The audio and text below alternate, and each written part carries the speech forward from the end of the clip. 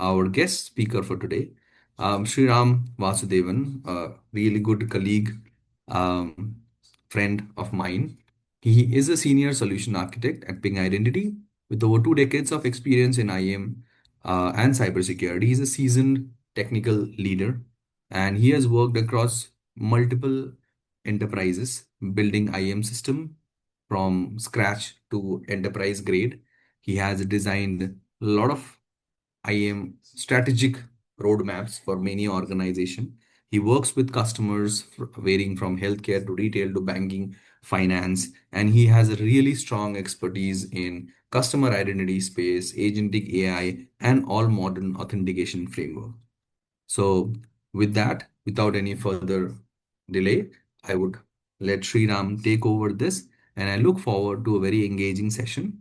Few things as you all will be in mute, please use the chat. We'll have a 20-25 to 30 minutes of session from Sriram. And then all the questions that we have on the chat, if time permit, we will be answering. Sriram will take care of all those questions once the session is over. So with that, I will let Sriram take over his session. So thank you very much.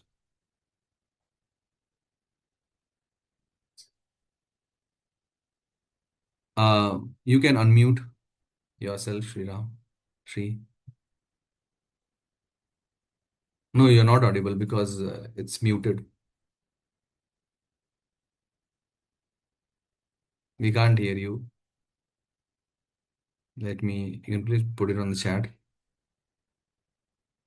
Oh, thank you very much. That's me always. Sorry for that. Yes.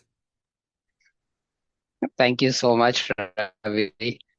I must say that you acted much faster than an AI agent. Otherwise, it would have taken a while for me to authorize a human in the loop and things like that. Hello, everyone. I'm Sreeram Vasudevan, Sri, and today I'm going to take you in a small journey around customer identity access management and how AI agentic commerce ties to that. I will quickly share my screen. For bandwidth issues, I'm just turning off my video. But at the end, definitely, I'd love to see all your faces. Thank you so much.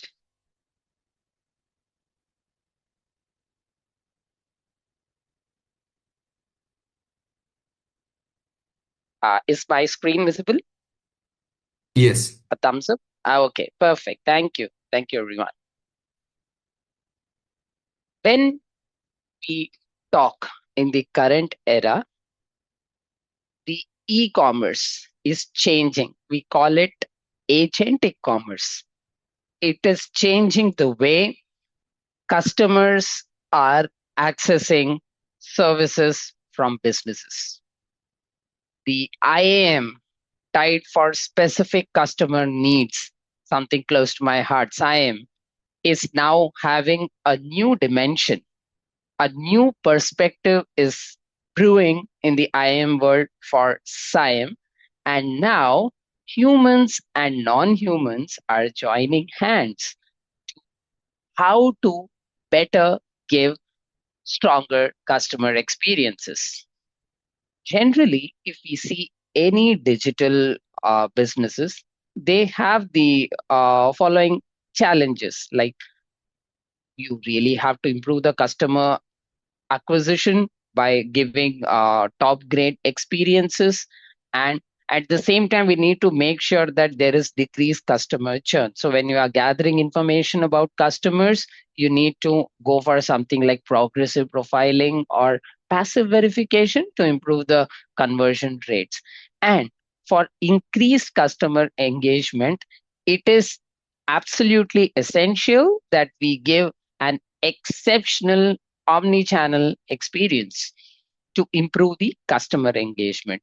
Of course, for every company, whether it be for their workforce or especially the customer heavy companies, e-commerce websites or be it banking, they really want to decrease the total cost of fraud that can be accomplished due to the newer challenges like deepfake or account fraud, account takeover, something like that, and threats before they happen, and increase the trust.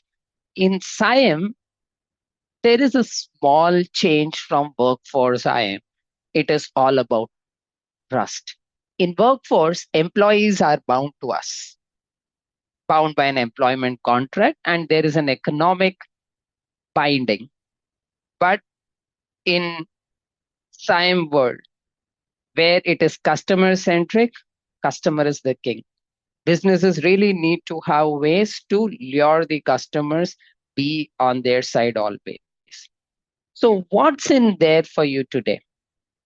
I'll give you a preview that how IAM actually works for agentic ecosystem.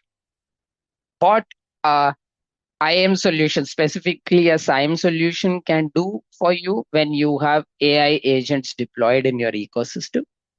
And secondly, how agent lifecycle can tie to stronger customer experiences.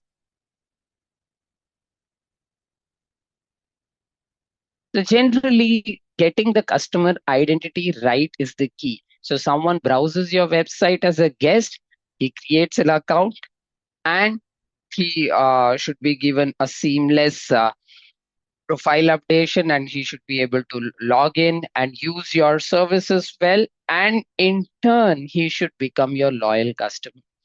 I always make this point. When businesses are focusing on customers, what businesses should giving the message to the customer? Hey, customer, you just continue with seamless shopping in our website. All other headaches like, oh, my data will be compromised. Oh, some third party is taking my data so that I get advertisement calls and all those things. Don't worry about those. We will take care for it. The businesses have to give that confidence. For that, it is absolutely inevitable that they have a strong SIAM solution. For that, getting the customer identity right is paramount. So when someone is trying to browse your website, you check whether it's actual customer or a bot or an AI agent. You do the risk profiling, you verify the identity, continuous authentication, progressive profiling should be there. Don't take so much information that is not needed. And finally, give a smooth service that he becomes your loyal customer. Now, in this all customer identity, there is a revolution happening. And I try to play with the words. It is actually a re-evolution. So today, you think that the identity that is interacting with your business is a customer, but you never know. The next multi-billion dollar customer may be actually an AI agent who is acting on behalf of the human. Said differently, your next customer is actually an agent helping its human owner. Let me put it that way. So Gartner has already uh, given us some perspective that by 2030, mission customers are expected to drive almost 22% of total revenue. So it means that many of the customer revenue that you get in your business is not directly from the customer, but an agent acting on behalf of that customer. The world is coming fast, and generally in our organization and in many of the big organizations are trying to solve this problem. In Ping, like we have uh, a strong roadmap for agentic lifecycle, but we really need to take into account here is the fundamental market shift. And this is predicted to happen twice as fast as historical arrival of e-commerce, as Gartner rightly puts it. So the question is why? And what is really driving this revolution? What problems does agentic commerce really solve? Don't be baffled by this diagram. I'm just trying to take an example that we all to relate. Okay, it's all about an omni-channel experience. Okay, so say I want to go for a holiday. The first phase of my vacation travel journey is inspiration. And today, where I get inspiration from, friends, it's from Instagram, it's from Pinterest. Each has their own authentication and experience. Once I'm inspired, okay, I want to go for a holiday. Next is I have to research about my trip. I can use Google, I can use Make My Trip, I can use TripAdvisor, or I can start reading travel blogs. Then I need to start shopping for my travel. It could be either via Expedia, or I need to start booking the rooms in Airbnb or things like that. And as I prepare for my trip, then I need to check on the launch access apps, maybe airlines, and then I take my trip, then I remember and return. Now you get the point. We are working across so many different apps here. Some are web apps, some are uh, normal websites, some are native apps, and they are different uh, points, touch points, I would say, and there is a very siloed picture. Now, in the end, you are jumping across channels, maybe for an MFA, switching between your mobile device or your laptop. So, in the end, complex use of these channels across organizations generally lead to an eroded customer experience. Sometimes they just get frustrated. Just imagine, have an agent who does all this for you. It goes to the different channels and ends up booking your trip based on what you want. So, this new channel we call agentic commerce, the fifth channel. Consumers will drive the emergence of this new channel. And to do the challenges we just discussed with our travel example, customers will drive creation and adoption of this channel using an AI agent, which can be a powerful human interface that can handle interaction with all those websites and get you ready with your travel. Now, let's just see some uncomfortable reality. How many of these merchants already have AI agents browsing their sites? Do you have your business? You really have to figure out, are really customers browsing, or how are there AI agents? Are they bots or they are rogue agents? You need to check. How many of your customers are already transacting via AI assistants? It's very difficult to nail down if it is just a customer or it is an AI agent. Okay, say an AI agent books a ticket and it gets cancelled, or they request for a refund, or this thing is raised. So a dispute happens. Okay, then how will we come to know whether it's a human or agent that is liable? So all these questions needs to be answered, and personal AI agents, though they pose a threat of disintermediation, and they give us a big opportunity for automated business growth. So, is AI just a tool here? No, it is clearly a participant.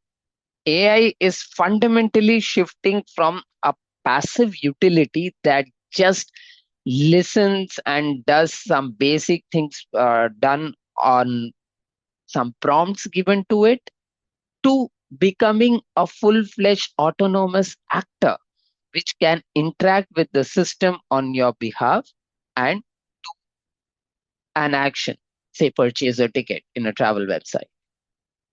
So we introduce the AI agents.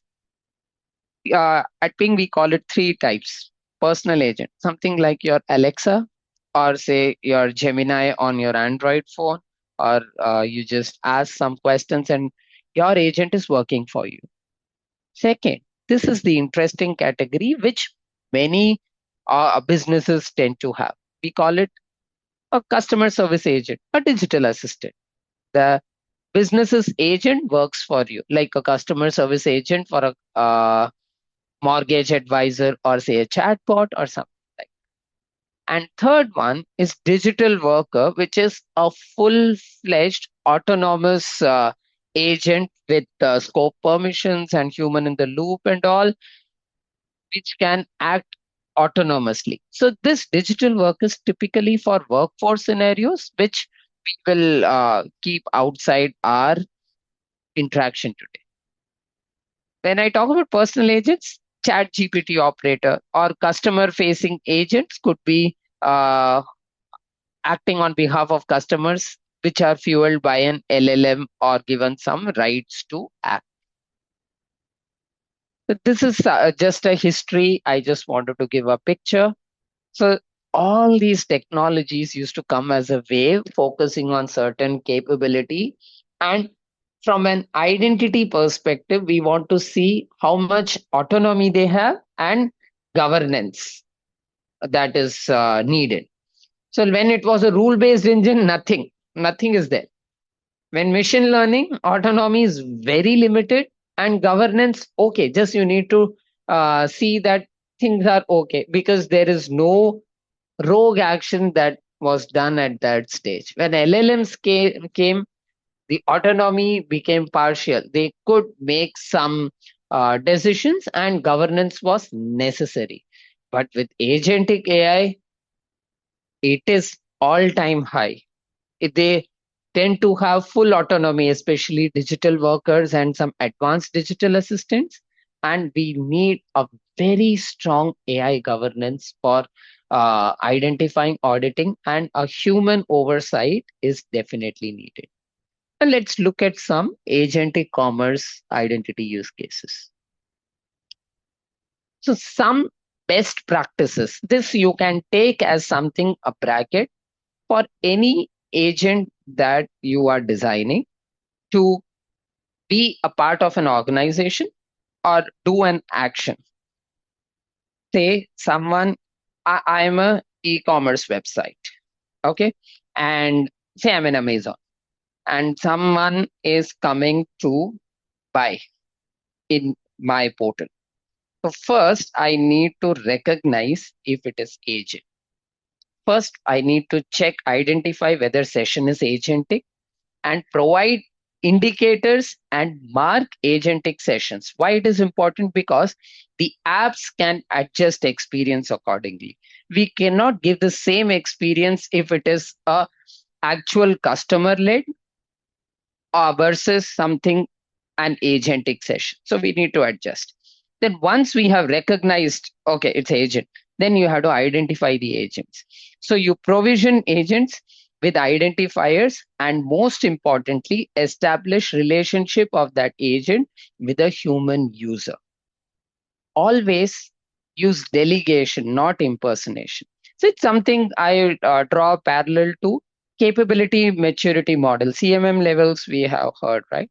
First you start with basic, then you go to the next level. Often we start just by building an agent, which is actually an impersonation, but it is dangerous. It can do anything. So then we move to a delegation model. That's the next level. So we need to make sure that we use delegation, ensure credentials are never shared with the agents. That's what I mean, not impersonation. And we need to verify approval with an MFA or an out of band flow, which I'll be talking a bit later. Once you have this model in place, enforce controls with least privilege or step up authentication and use short-lived tokens to reduce risk. So this way we need to authorize, not just authorize agents, but with prudence. Then we have to prompt human for sensitive operations, whichever human identity is married to that agent. Then log these verifications for audit purposes. So this is typically how we visualize a personal agent. An agent, there is a user agent authentication, which generally is not part of our IAM ecosystem that you do outside. Okay. And when your agent talks, then there is an agent authorization that happens via the A2A protocol. And then it authenticates to the MCP with scoped permissions. And once that is done, an agent authorization happens. All these things have to be controlled with human in the loop. Okay. Now, carefully see this slide, and I'm moving the slide next. Digital assistant. So in this case, the trust boundary has shifted a bit.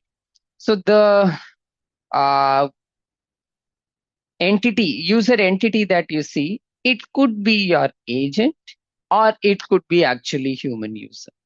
Then uh, authentication has to happen against the agent. It will be interacting with an agent that we put before. Say it's a chat bot or something like that. The users on the left might be logging into a website and want to interact with the chat bot. Okay, to answer those customer queries, the digital assistant needs to go and access a bunch of end services to get additional data, to make modification, or say an update. Okay, whatever it might be. The problem is that not everybody has standardized on how the backend services interact. And there's different trust models that have been built. Okay. So some might be using basic HTTP authentication. So here we show some examples of how agent may have to do appropriate credential verification. Okay, another issue here, if you see, is traditionally if you think that agent is in the something like middle as a service, most organizations have just implementation service to service trust in their backends. So those backend services on the right side that you see, they are just going to trust the service that's talking to them. And they will let the agent do what it needs to do to complete the request across, say, any number of user accounts. So this guardrail has to be tightly coupled. So what is there going in the market? So any IAM solution, I want to demyth something. IAM solutions in the agentic era, they will help with your agent authentication. They will help manage your agent, and they will help with your agent authorization. Probably agent protection also they can do. IAM solutions are not going to create agents and deploy agents at your place. You have an agent, how they interact with your business. Those agents' life cycle is managed. When I say agent authentication, so an OAuth 2 protocol for agents, or say MCP A2A can be there, and public key with code exchange, OAuth over MTLS can be done, and some assertion grant kind of thing can be implemented. Once the agent is authenticated, it needs to be managed. How we manage it? By few things. Number one, agent registration. Number two, secure onboarding. And number three, identity management. When I say agent registration, it could be a dynamic client registration or an approval based kind of registration model that you can have, where the are registered to the system in your business. I'm talking about in your business dynamically. And then you securely onboard the agents via MTLS or secure software assertions, which we call SSA. And most important, the agent that has been identified, you have to establish a relationship with a human identity. That's absolutely essential. Once you have authenticated an agent and there is a management piece in place, then you give an authorization to the agent. It could be, say, you can have a consent management system given, or customer initiated back channel authentication, which is called as SIBA, with a human in the loop. can be implemented. Also, you can add some fine-grained authorization policies. Just in similar lines to what we do to human entities, we do for agents, but with some modification that are best suited for non-humans. I have given these three blocks. Now, what I did, we are talking about AI and agents, right? So I gave this AI and agent some work, and I got some very interesting takes, some good visualization, which reflects the idea that is behind a strong SIAM model. So when I talk about these agents, when they come into your system, you identify them. Once you have identified from unknown, it becomes known. Why this is important?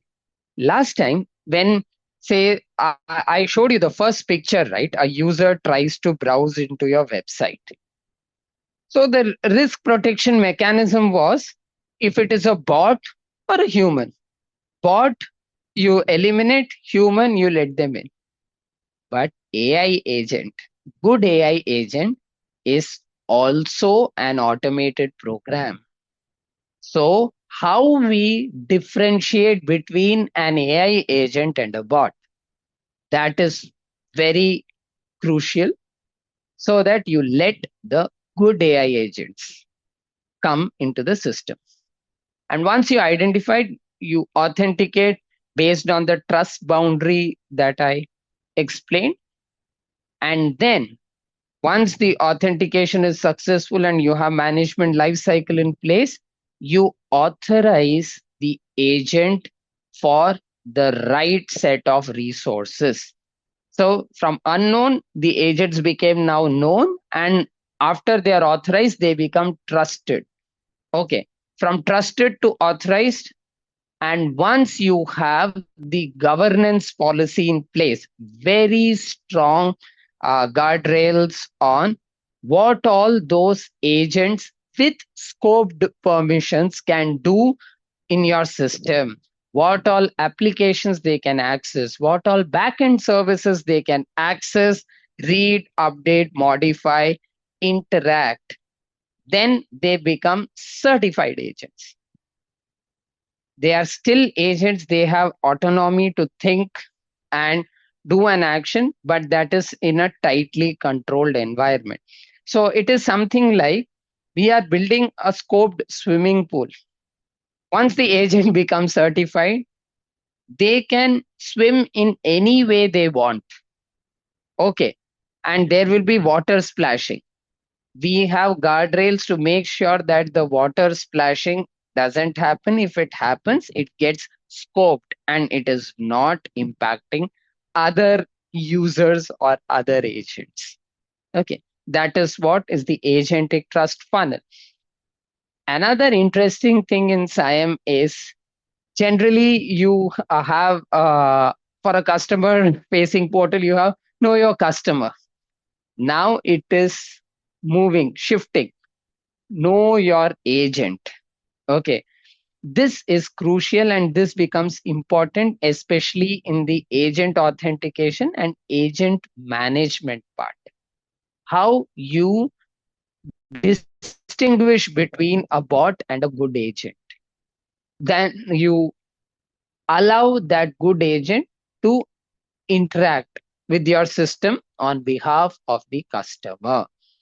Okay, this is sort of an extension to traditional KYC processes. It's something like a machine passport. And there are multiple ways of doing it, say by adding identifiers and all, which we can reserve for a detailed discussion later. Then I talked about customer initiated back channel authentication when we talked about agent authentication. Let's take this example. I tell my agent, go to uh, Amazon and buy a TV for me, which is around 5,000 rupees. But if you get some good model, you can slightly increase the price. This and you can buy one. And I have authenticated that agent. So this agent takes the user intent and makes the request, and it talks to either Amazon's agents or uh, and then Amazon agent responds to this user agent, and a purchase is happening, and suddenly they see that there is a high value purchase going. So what the user gets is, he gets a prompt out of band. It could be an authenticator app, or say a pop-up which the user has to authorize. What the user did here is he just gave his intent, that's all, and he suddenly gets a prompt. Why he gets a prompt? Just to have a human in the loop closing the entire process, so that the agent doesn't go rogue. This is very, very important, and it is non-negotiable. And this agent, over time, they learn the practice, but it is very important that human in the loop is always implemented. And then when it is confirmed, permission is granted, and the purchase happens, and the user gets back what he needed. You would have heard a lot about the authentication processes that are being put in the agent interaction. This is just a touch and go on that. So there is an MCP host, which is an AI powered application or agent, and a client, which does a standardized connection. Basically, MCP is like a blueprint for those people coming now for the first time. It is a model context protocol that gives a standardized way, a blueprint of how an AI model can connect with our system. So something like an API blueprint, you can roughly relate. And MCP server is the one, like the API server, which exposes, MCP server exposes those enterprise capabilities. And all this is for agent interaction. And this leverages in the background OAuth, and some new protocols are being built on top of it. This is more on the governance. I just, since I touched upon agent protection, so I wanted to make sure that I give a small picture so we can have something like an agent registry with all the agent markers when we created during the agent management. A human owner is tied, and we constantly check the risk status. How this risk status comes is by monitoring the activities based on the scoped permissions that we have given to the agents.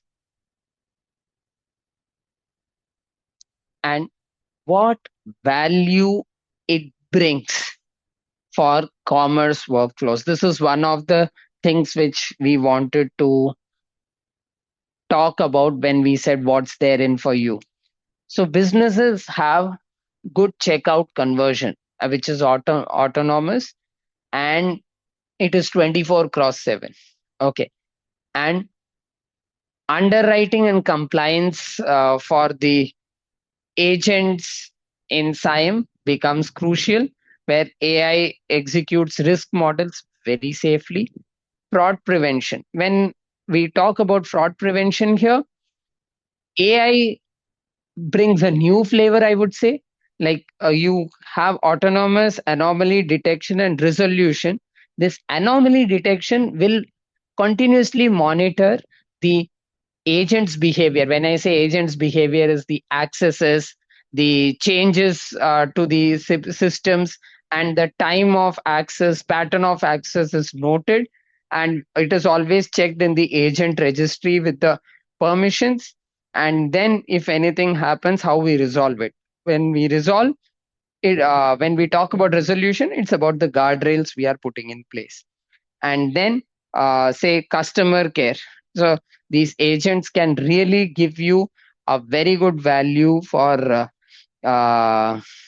solving the customer issues through the knowledge bases, or interact, or some of the workflow, some self-service portals can be done, which can really reduce the total cost of operation for companies. the digital assistants if they are deployed correctly. And SIAM makes sure that these digital assistants will have proper access, proper scoped permissions for interacting with the backend system to respond to a customer request.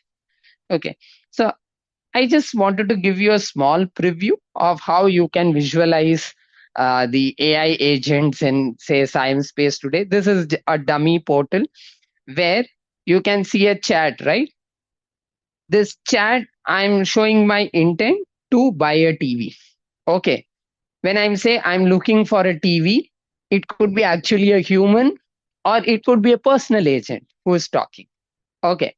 And then once that is cleared, then the digital assistant gives me the options based on what I need, and it talks if I further based on my intent, my agent can convey like what is the what is the price range, what are shipping options and all. It will take all those information and it will give me an option to do the payment in the chat itself. When I do say that select checkout payment, then I will be asked to do an authorization. First an authentication, then authorization again to make sure that the human has given the right intent for purchase and the agent completes the purchase. So this is one SIAM use case that we can visualize with AI in this agentic commerce ecosystem. Now, I just want to give two perspectives before we close for the day. First, we have already said that the next $1 million customer that you are having may not be a human but an AI agent. When that is there, what is very important is how we classify the personal agent's interaction with our system. When I say that, we have to really identify through a strong SIAM system in place whether the session is absolutely agentic or it's a human one, and based on the session type, how our digital assistant, if our businesses are for in front facing a digital assistant, how the interaction happens, and based on the intent received to our digital assistant, how it interacts with our backend system. So having that agent life cycle throughout is very important. Now, the second thing is when we deal with AI agents and an IAM solution for that, it needs to be very clear that it is not just the full onus of AI agent itself with the IAM system. What IAM system, a SIAM system will do is that the agents that are coming in, they are securely interacting with you. Okay, and there is no unwanted mischiefs are happening and everything is guardrailed well. What we don't do is we just don't deploy agents for you. Okay, when the businesses design agents, they should design agents in a very prudent manner as to what permissions an agent can have and for what time and for what resources. And it should be always tied to a human so that the interaction that happens is secure throughout. After all, our focus is only one thing that we want to give to customers. For the businesses where customer is the king, we just want to give them the assurance, hey customer, please just focus on your shopping. Rest all your security things.